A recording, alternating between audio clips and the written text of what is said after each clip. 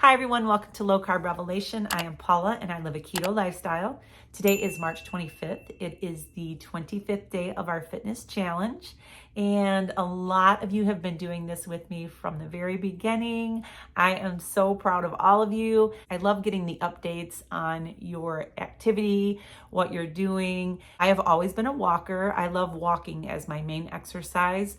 But in January and February, I slacked off for different reasons. And now I am back and I feel so much stronger. I feel more energy and I definitely have more endurance. And so that's what I wanted from this. A lot of you say that you're going to continue this, and we can check in with each other once in a while and just be accountable. And that's what I need. A lot of you say to me that I motivate you and that I encourage you to stay on this lifestyle, but you all do the same for me. You all encourage me and you are a great motivation in my life to just keep doing this and to stay strong. Today, I'm going to be honest. I'm feeling tired today. I had my grandkids yesterday, and then in the evening we went to my grandson's concert. They did songs from children's like classic musicals. They did a song from Mary Poppins, a song from The Sound of Music, a song from Annie. It was just adorable.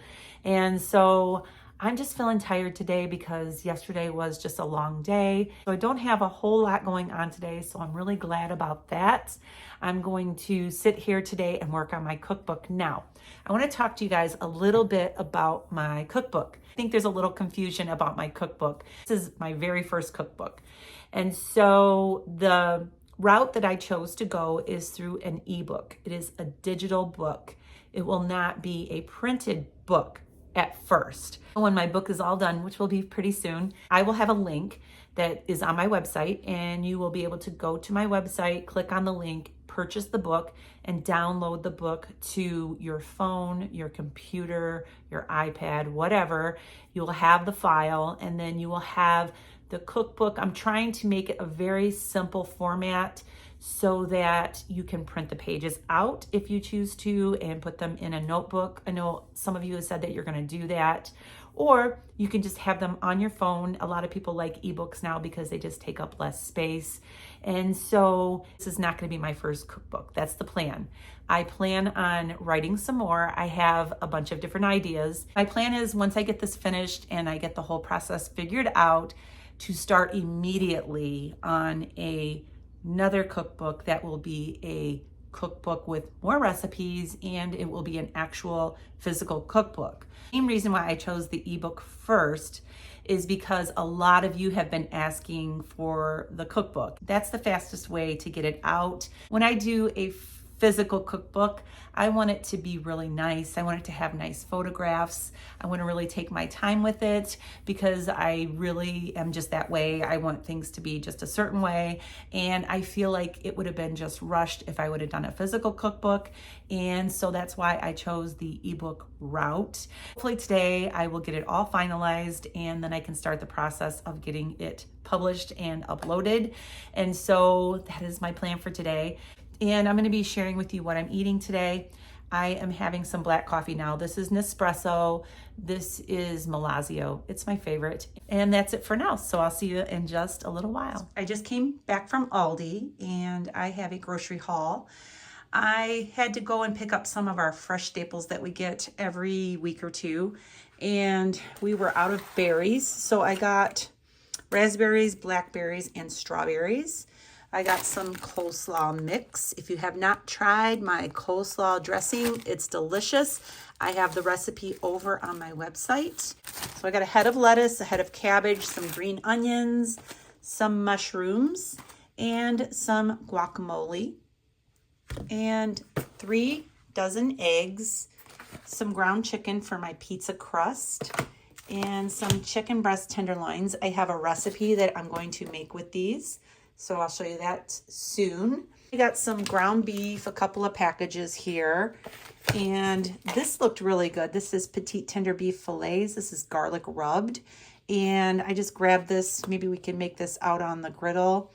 And I got Ed some keto-friendly bread and some zero sugar beef sticks, some sunflower seeds for my broccoli salad. I only use a little bit of this in my salad at a time, so this lasts actually for a long time. And almond milk and some iced coffee and 2 packs of the unflavored carbonated water. And that is my little haul.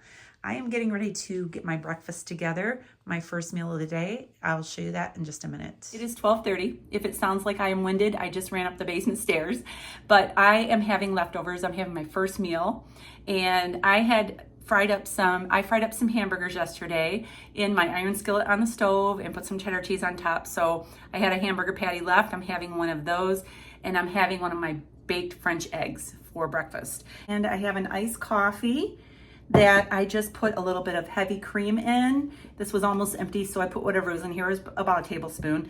And then I put in a packet of Element chocolate caramel salt. This is delicious in iced coffee, so is the chocolate mint and the plain chocolate. Really good in iced coffee. If you're looking for a way to use your chocolate Element salts, try them in iced coffee. They are really good. And so I'm gonna go ahead and eat my first meal, and I'm going to see you in just a little while. So I am going to attempt to make something on camera that I have never made before. I'm gonna make some baba ganoush, which is an eggplant dip. And I have watched other people make this. This is my first time making it, so we're gonna see how it turns out. But I have my heat on medium on my stove here, and I have some aluminum foil that I put down just to help catch some of the juices from this eggplant. So what I'm going to do right now is I'm going to roast this eggplant right over this flame, and this is going to take 10-15 minutes. I'm going to turn the heat down to medium. So I'm going to stand here with my tongs and turn it every so often as it is roasting over the fire. Okay, so I am about 6 or 7 minutes in, still roasting this eggplant. You can see it's starting to crack open. And I'm just standing here babysitting it. I'm noticing that this is really starting to get really soft, and I'm going to keep going for just a little while longer. Okay, so now what I'm going to do, I have a bowl right here with a colander strainer that I'm going to put the eggplant in, and this has a lot of water in it, so I'm going to show you in just a second. I'm going to break it open and let it sit in the colander and let the water drain in the bowl, and that way it gets rid of a lot of the liquid. And so I'm getting ready to remove it off of the flame here and put it in the bowl. I am going to just let this sit in this colander till it cools off so I can handle it and take the peelings off. But in the meantime, I'm going to let it sit in here and let the liquid drain out while it cools. So I'll be back in just a little bit. Okay, so you can see the liquid here that is draining into this bowl. It's still a little hot, but I am just pulling out the peels. You can see here that there was a lot of liquid in the one eggplant. Okay, since I just have a small amount here, I'm just gonna mash it by hand with a fork. So to this, I'm gonna be adding some lemon juice. I don't have any real lemon on hand, so I'm just gonna be using the bottled stuff. I know that fresh lemon is always better. Minced garlic here that I'm gonna put in here.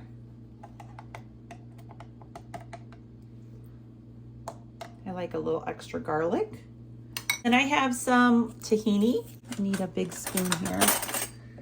This is a nice big spoon. So I'm just gonna put in a couple of really nice big spoonfuls of tahini. That smells so good. I love the smell of garlic and tahini. Okay. Now I'm gonna add some Greek yogurt. I'm just gonna put a big tablespoon of that in there.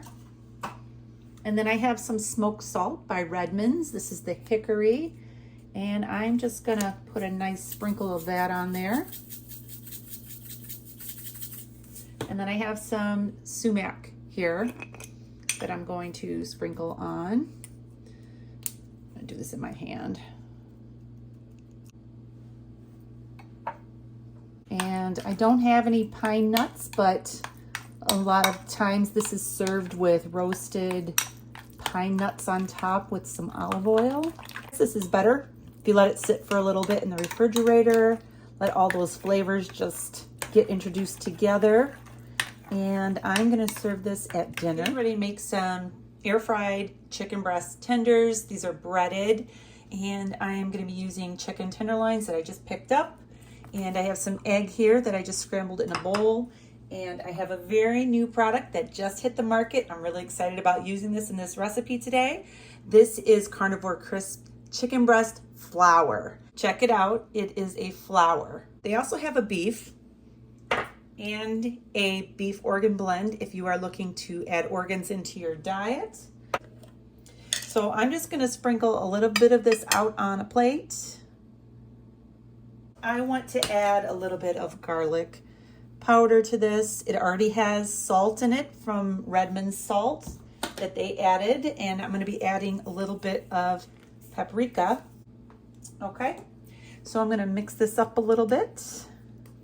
So I am just taking this chicken tenderloin and putting it in the egg and then dipping it into the flour, and I'm putting it right over here on my air fryer grill pan. This is going to go on my Z-Star. So I got these in the air fryer. I'm going to put them on air crisp, and we'll start with 20 minutes and we'll go from there. I'll be back. So here is my dinner today.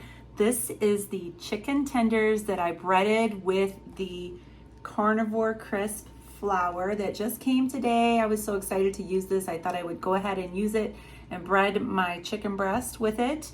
And I'm gonna try it right now. I haven't tried it yet, and so here goes.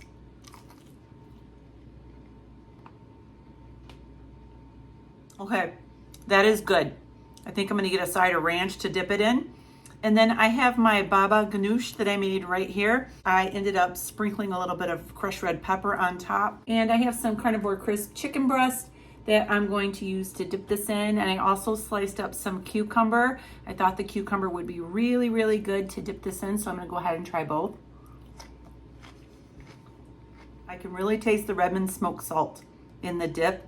It's really delicious. I'm gonna go ahead and enjoy this meal, and I'll be back in just a little bit.